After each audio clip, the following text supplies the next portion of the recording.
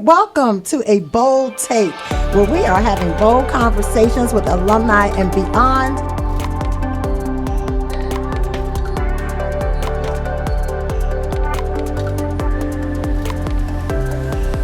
BSU boldly moving forward.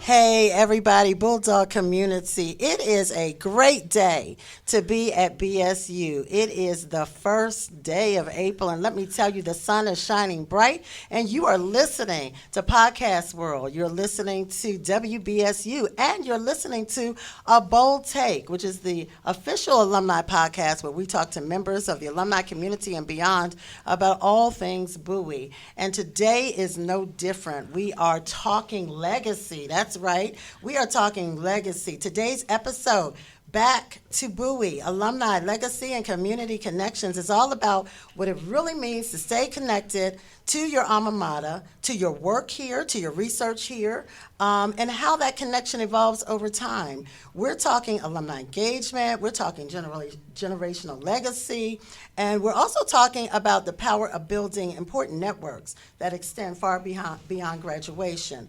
Because Bowie State is what? It's not just where you start, it's a community that you carry with you. And more importantly, it's a community that we can always come back to.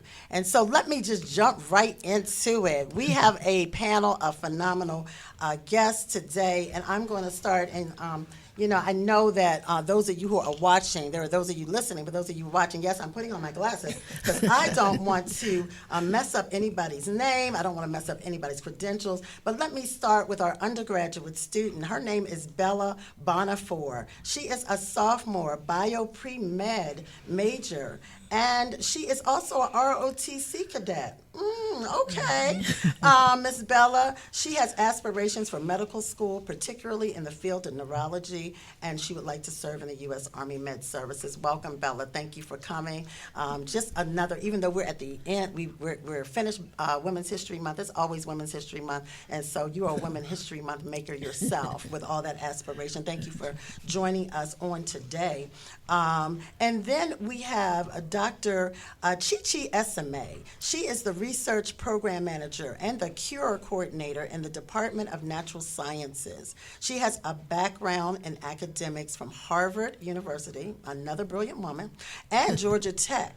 Dr. Esimai is leading the charge in building research-driven learning communities here at Bowie State. She's mentoring students, she's expanding access to STEM pathways, and she's creating sustainable ecosystems of innovation and scholarship. And so thank you, Dr. Esimai, for being here with us today. Thank you for having me. Sure. And then we finally have legacy represented in its truest form here at BSU with our alumni. We have two sisters, Ceci Hatcher. Is it Aikens or Aikens? Aikens, right? Class of 1979, and she's joined by her sister, Karen Hatcher-Thomas, a double graduate of Bowie State University, graduating in 1976 and 1983. Their family's connection to Bowie State spans generations, beginning with their father, Dr. Cleophas C. Hatcher, and continuing through multiple alumni within their family. Let me tell y'all, they multiply. They multiply. There's so many Hatchers, I can't even begin to tell you. I don't think I've even met all of them, and I've been here for almost 8 years. They have initiatives like the Cleophas C. and Marion M. Hatcher 5K Scholarship Walk, which is also named for their mom and their dad, and they've been doing that over the past 9 years. And they continue support of their endowment fund, right, which is important. They have a family endowment fund called the Hatcher Endowment Fund. Their family has helped keep the legacy alive and thriving, truly embodying what it means to give back and stay connected to Bowie State. And I want to thank you all for being here on today. Thank you, studio audience. We always got to shout out our studio audience, our camera people, and all the folks, all of the things. I'm looking forward to this conversation. So let's start here, back to Bowie. The phrase means something different depending on where you are in your journey, whether you're a student, whether you're a faculty member, whether you are an alum. Back to means something. And I'm interested in what does that mean to you personally? And so I want to start with our student. When we talk about back to Bowie, I mean, you're still here. but there has to be something that kind of tweaks your mind when you hear the phrase back to Bowie. What does that mean to you? Well, I wasn't originally from Bowie. I'm from Cameroon, West Africa, and my parents and I migrated here when I was about 6, and I lived in about Greenbelt for a few years. And I moved to Bowie my 8th grade year into my high school years. And Bowie kind of just took over what I see as home from then on, and I've pretty much been through all corners of Bowie. Bowie is where my home is, where all my family is, local places that I like to go, eat, visit. So coming to Bowie State was just an extra perk to being in this great city. And so when I think of back to Bowie, I think of coming back to the basics, coming back to familiarity. I know familiarity is not always what you want, especially when you're trying to make differences, but it's always good to feel at home. It's always good to be with what's familiar. And coming to Bowie, even though it was a new experience, but I was easily able to just accustom and never felt like I was out of place.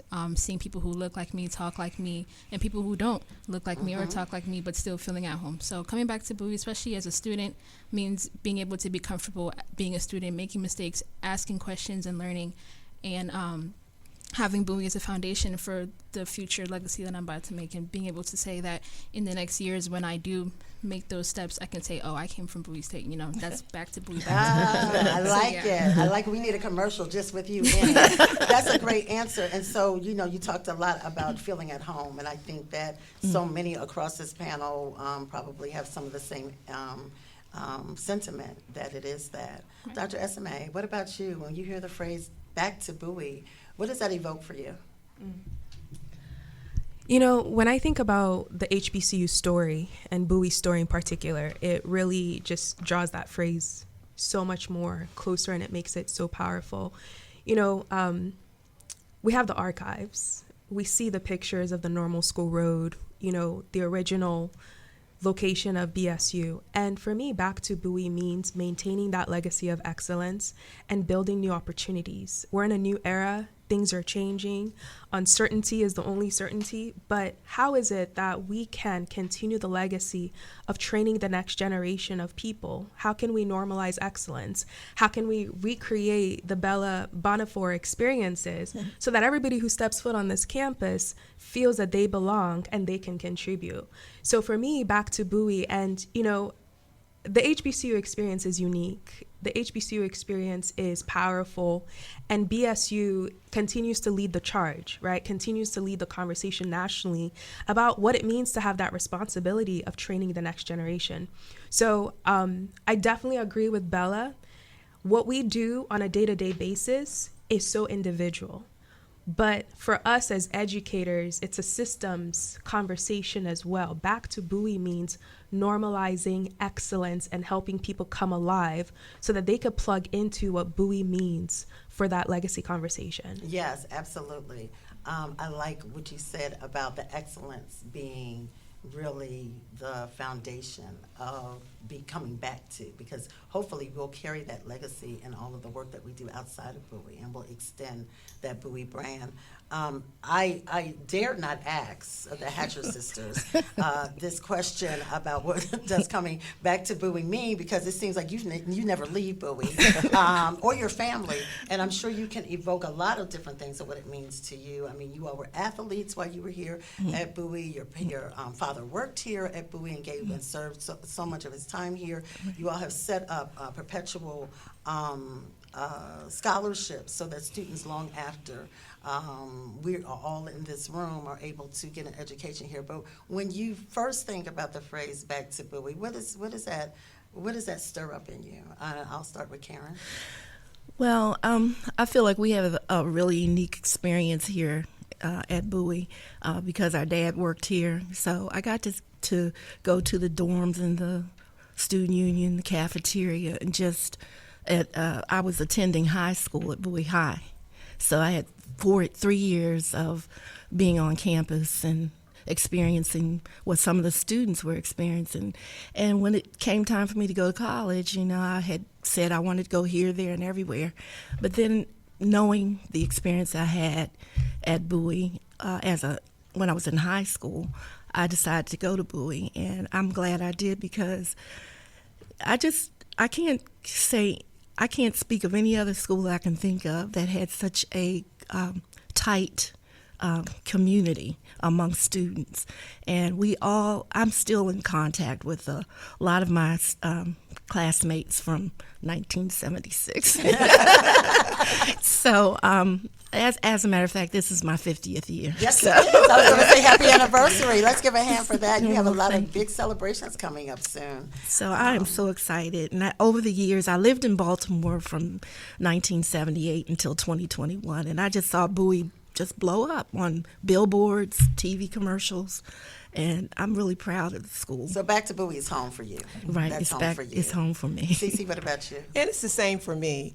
Been here a long time, but coming back to Bowie, especially for homecoming events, alumni events, being invited back to the football, basketball games, just being a part of it and meeting new students and connecting with the former students has been wonderful. So coming back, I watched it from when it was like 10, 15 buildings on the campus to what it is now. It is beautiful. It is beautiful. So doing this, it's like inviting people back to see what has happened here at Bowie, and it's wonderful.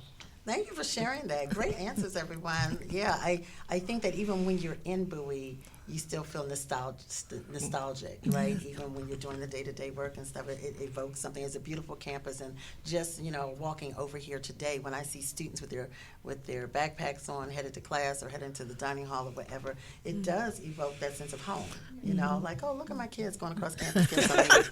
Okay, this question is for you, Dr. Esimai. Your work sits right at the intersection of student development and long-term opportunity. And so can you talk a little bit about the CURE program and how it's helping students see research and even STEM as a real career pathway? We know that many students don't see the varied pathways of this particular vocation. And so how is your research helping students to see that it is valuable, it is important work, and it's important to the sustainability of, the community? Yes, I think when I first got here, I got here right in 2020, right before the pandemic, and Bowie was already doing a lot of amazing things. I remember when I took biology in college, not too long ago now, but it was the same labs, it was the same things that, we had done in the 80s and the 90s, right? And so, like I said before, we live in a new era. We want our students to be workforce ready. We want them to be ready to tackle any question that's out there. AI is now a reality.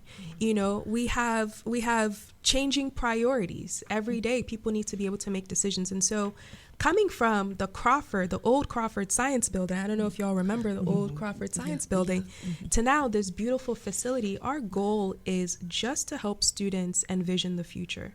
And what does that mean? It means that giving them the skills so that they could compete with everybody else. So what that means is we are embedding research into the curriculum so that everybody gets to participate. Yes. So nobody can say that they were left out, that they didn't understand what was going on. I have Bella here, who's one of our freshmen, actually, right? When she was a freshman, literally first semester, she's able to do phenomenal work that normally people would have to wait until graduate school to be able to do that kind of research. Bella, can you talk a little bit about that work and talk about, your experience with CURE? Yes, ma'am. So during my freshman year, I had a CURE project with my general chemistry professor, and it went from, I believe, October to the end of the semester, and we were focused on vitamin C content in various amount of fruits like oranges and pineapples and peaches. And we were able to present. I also had a CURE project with my general biology teacher as well. And luckily, I was selected to participate in the National CURE Convention in Philadelphia. So I went with my fellow classmates, and we went and presented. So it was a really good experience. For the biology course, we talked about DNA barcoding and analysis with pepper plants and peppers across different stores in Maryland. So basically that real world application of the questions that we have every day and being able to actually put that into practice was definitely a really good part of my freshman year. And having the experience to communicate scientific results, being able to present to people with confidence, being able to put your results into words, being able to put together a poster and have it have visual appealing as well as like analytical appearing was definitely good. experience as well, being able to meet other people who I've never met before and probably will never meet again. But being able to meet them and to share ideas and see their work was actually really enlightening. And then being able to tour the city, we went to Philadelphia, went to a pizza shop downtown and toured the place. So it definitely was a great experience to branch out. So right now I'm doing cures for my zoology and botany classes as well, being exposed to systems like aquaponics, which is something that I never would have thought I would ever have to use. So cure definitely is a real world impact, and it makes me confident that when I do graduate Bowie, I can be able to apply for internships and apply for laboratory positions with confidence, knowing that I am as equal as my next peer. I do have experience, and I can do this. So Dr. Esimai, you are building a research community, not just a classroom. Exactly. Right. And as you were talking, Bella, I was thinking about when I read your bio out loud, all of these are skills that you are learning as a freshman, sophomore, junior, senior, and these are going to translate right, into your aspirations of going to medical school and, serving in those capacities. And so what I love about what was just said is that, you're going to walk into a space not feeling intimidated, being able to approach research and science in a way that your counterparts may not figure that you can. And that's the thing I love about an HBCU, that it prepares you to be able not only to be on par with your peers, but also be on par. And how does that make you feel, Hatcher sister, just listening to Bella's story and Dr. Esimai's research and all of the things? I mean, I'm just interested as alumni, you've got to feel proud I do. about what's happening right now. Because it was mostly teachers who came out of the system. And then the school, we have communication, we have nursing, that wasn't here in the 70s, and it has grown tremendously, and it is wonderful just to hear all the things that she's doing, that they are doing with It's research amazing, right? and freshmen, It's just preparing amazing. them. And this is powerful, and that's what we're talking about today, right? We're talking about creating pathways early that turn into long-term impact later on for careers. Look, we have to break right now, but we're going to continue this discussion in a few minutes. You all have been listening to A Bold Take, and you've been listening to WBSU. We'll be right back. Hey, Bulldog Nation. This is the Director of Alumni Engagement and Stewardship, Carla Henry Hopkins, coming to you with this month's announcements. Alumni Weekend is locked and loaded, April 24th through the 26th. Get ready for connection, celebration, and community. Stay tuned and make your way back to Bowie. Check the Bowie Buzz and the podcast for more information. Join Bowie State University for HBCU and Divine Nine Night at the Baltimore Orioles versus Boston Red Sox game on Friday, April 24th. Fans who purchase a ticket will receive a limited edition bucket hat, and a portion of proceeds will support initiatives right here at Bowie State University. Check out the Bold Buzz newsletter for ticket details and more information. We are calling all walkers, joggers, and runners. Lace up your sneakers and join us for the Bulldog 5K Walk Run on Sunday, May 17th at 2 p.m. This year's event honors the legacy and life of our own VP, Clyde Dowdy Jr., whose leadership continues to inspire the Bulldog community. Proceeds will support Bowie State University, student athletes, and the Department of Athletics. Early bird registration is $40 through May 16th, and rain or shine, we'll see you there. The 2024-25 annual report for Bowie State University is now available. This year highlights meaningful achievements, renewed engagement, and continued institutional growth. We invite you to explore the report and celebrate the ongoing impact of Bowie State. The annual report can be found by visiting bowiestate.edu. The Office of Alumni Engagement and Stewardship is proud to celebrate BSU legacy families all throughout the month of April. From parents and children to siblings and extended family, we honor the generations who share a lasting connection to Bowie State. Visit bowiestate.edu/alumni to celebrate our legacy families, or maybe tell us your story of your legacy family. Bowie State University is proud to be featured in At the Vanguard, an exhibit at the Smithsonian's National Museum of African American History and Culture. The exhibit highlights the legacy and impact of HBCUs, including BSU alumnus Elijah Taylor, class of 2025. The exhibit will be on display through July 19th, 2026, and we hope that all in the Bulldog Nation will support this very important artwork at the Vanguard at the Smithsonian National Museum of African American History and Culture. Hey, we want you to stay connected to the Bulldog Network through events, mentorship, and opportunities designed to keep you engaged long after graduation. Be sure to stay updated through our alumni newsletter, The Bold Buzz, or by listening and tuning in to a Bold Take podcast each month. That's it, Bowie State Nation, for the month of April. We hope to see you engage and explore all the wonderful opportunities here at Bowie State University as we continue to boldly go forward.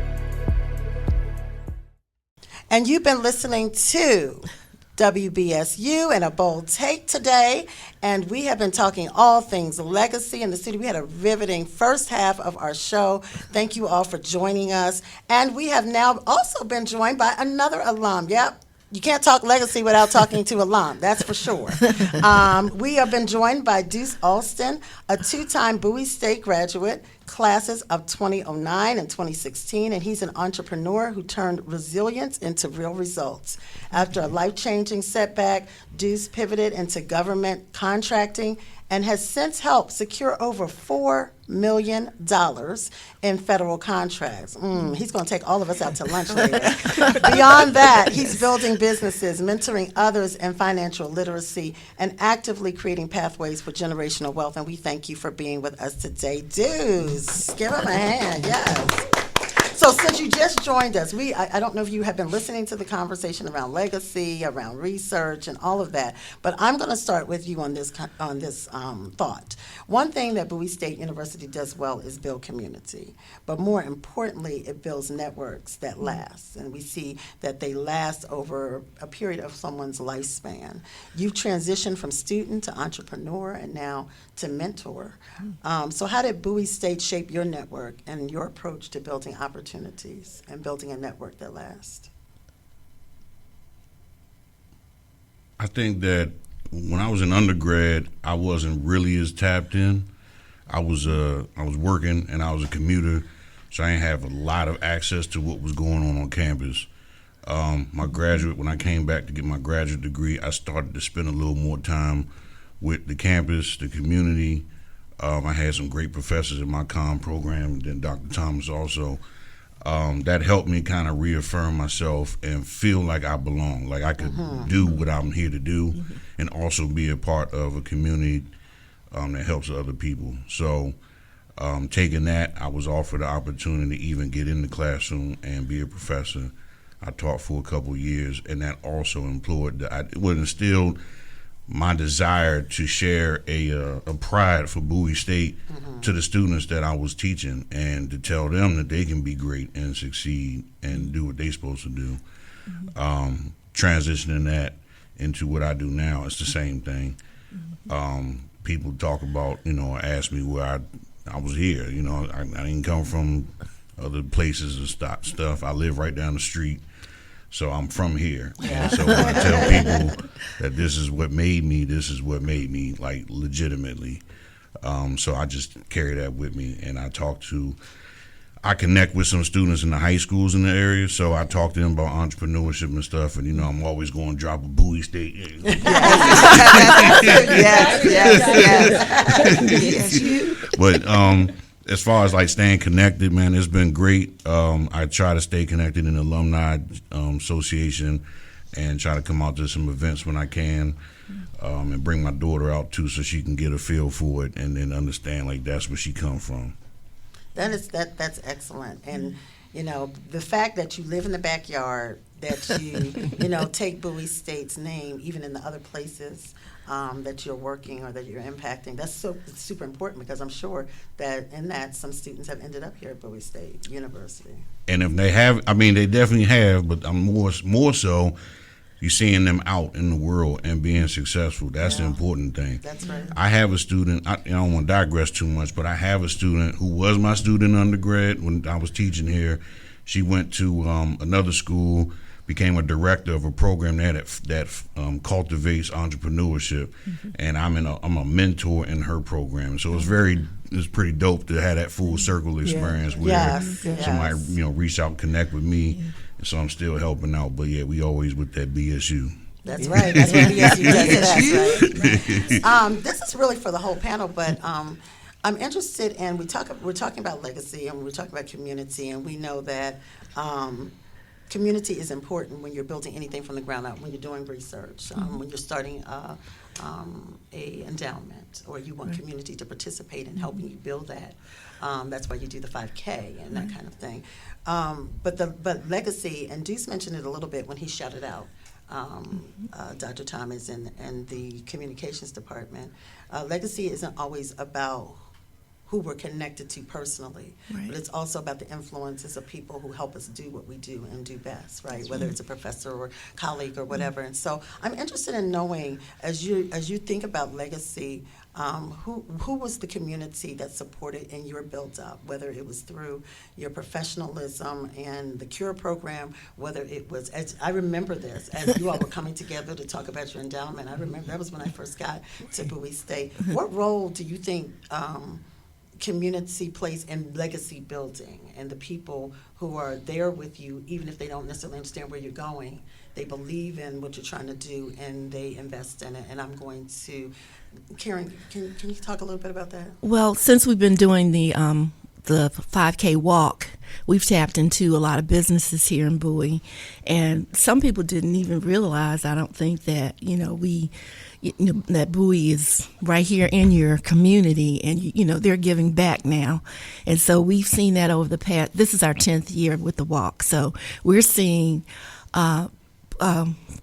businesses that will give to our walk every year, and they are, they're calling Cheryl to, see, when's the walk? So we're happy about that. We, it just kind of snowballed over the years. So the community that I started out with when I was going to Bowie State is not the same. It's grown so much more.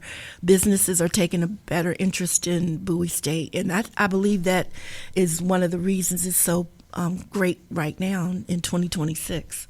So I like to, just hope that, or just say that that's going to continue as time goes on. Dr. Esimai, what role did relationships, or have relationships, played in the success of, not only what you do professionally, but just you personally? I can't say enough about relationships. It's really the economy that everything that we see as the success of CURE has built on. Starting from, say, Dr. Uday, who actually started the CURE program in 2019, going to the National Institutes of Health and getting their old equipment. That's relationship building. That's how we started. When you talk about the basement of the Crawford building, no windows, no anything, but still able to do research. And, long before he started CURE in 2019, and then, Title III, that's a relationship right there. Who sponsors our program? We're taking CURE international. So Dr. Uday and a lot of other faculty members, we're now teaching other universities, other HBCUs, other non-HBCUs, how to build a research community. That's relationship right there.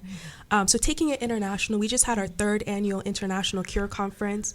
We had over 12 countries represented, over 300 people. I'm talking about educators. I'm talking about students. We're seeing an increase in our graduate programs because people want to come to BSU based on all of that, kind of what you're talking about. And for me personally, it's really about who you vibe with and who vibes with you. Right. I have people who look like me, who I can just send a LinkedIn, this is what we need. And they'll say, you know what, I think we have a little bit of funding for that. You know, let me set you up with this. Let me do this. Let me do this.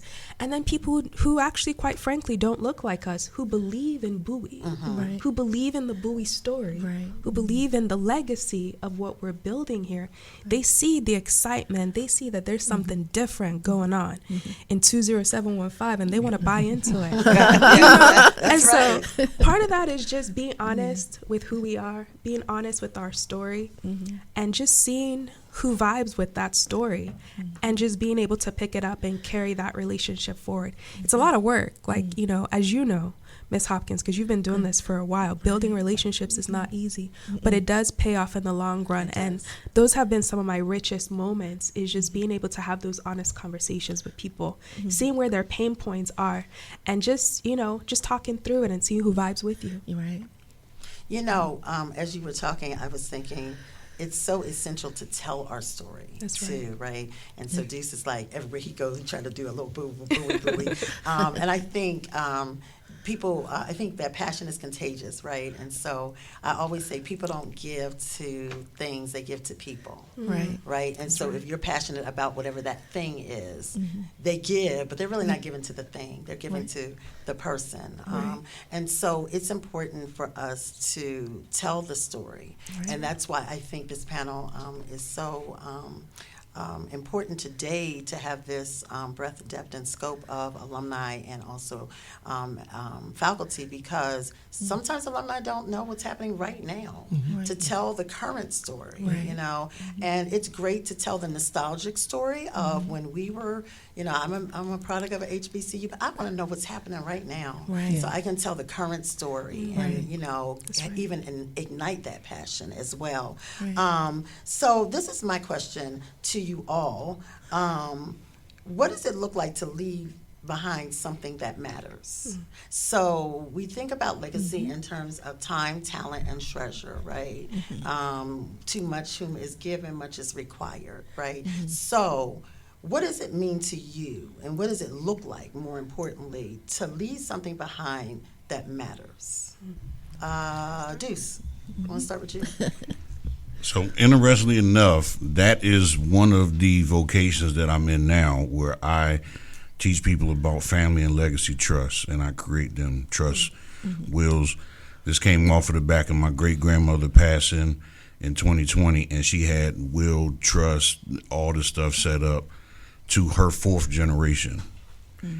And I looked at that and I was like, wow, that's powerful that this woman was thinking about a generation of people that she never saw, and was able to take care and like provide things for them to get started. She went to Savannah State University, so she kind of, that idea about a HBCU was already in me from her. And it was just very interesting because of that experience, I ended up turning that into a vocation where I teach and educate people on the value of leaving legacy. As the Bible tells, a good man leaves a legacy for an inheritance for his children's children. So that's what I speak on now. And having my daughter, I like to bring her up here for different things so that she can understand, like, you know, Pops was at the school, like, you know what I'm saying? That's right. That's legacy building. Absolutely. Yeah. And she don't got to do what I do. I just want her to just be aware. Be aware. Know what it is. We got options out here. So I think that for me personally, I have some very lofty expectations. You know, Earl Nightingale said that out of all the millions of people that have lived on this planet, the world has only been changed by a few thousand. Yeah. Right. So we got to put that in perspective. We may not be able to be a world changer in that capacity, but we can change the lives of the people that we interact with on a daily basis. So if we take that mantle and push that out to the world, then we can then change the world together. That's well said. That's really well said. I know we're coming down on time. And I really, I really want to, the Hatcher sisters. First, let me say this. When I first got here, they were my first guests. This podcast started as a Facebook show in 2020. As a matter of fact, we are 6 years old today. Happy anniversary to the Office of Alumni Engagement Stewardships. And so we've talked to literally hundreds of alum over that 6-year period of time. But I know what it means for your family. That leaving a legacy, how it shows up for you all. We've talked about some of that. But what would you want a student to know as they are here? What would your family want a student to know about what they should be doing now? And I'm actually going to do a round robin with this because I think they're kind of fun because it makes us think. So I'm going to start us off. I like playing games. What is the one thing that students should be doing now to stay connected, whether it be through their academic work, whether it be through their co-curricular activities, their athleticism, their student leadership programs? What should students be doing now to stay connected and to begin to build something that lasts so they can continue the Bowie State University legacy? And I'm going to start. One adjective, that's all I need. I just need one. I'm going to say network. Ceci. I think You're saying too many words. give back. Give back. Like it. Engagement. Engagement. Like it. Speak up. Come on, Doc. Speak up. Speak up. Yeah. Pride. Pride. And it's being taped, so we got all of those things. We got to make some kind of word art or something with that. I think that all of that is essential for students because sometimes students don't think that they're building legacy, going to class, getting up early, doing the rat race over and over again, trying to get to that matriculation stage. But what they're actually doing, as you all know, is starting the legacy, right? Starting their own legacy. Right. I could talk to you all forever about this, and I want to, but my producer is going to say no. But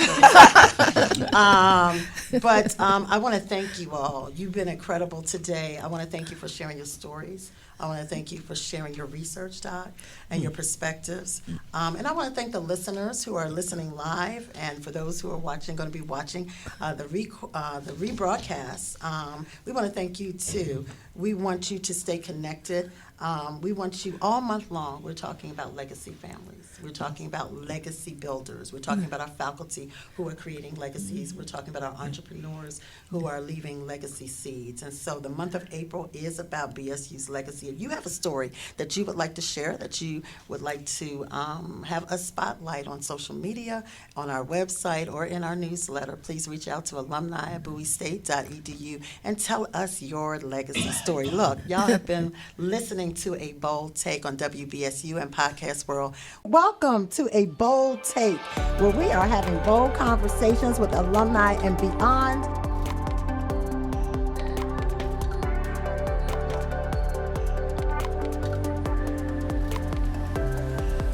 BSU Bowling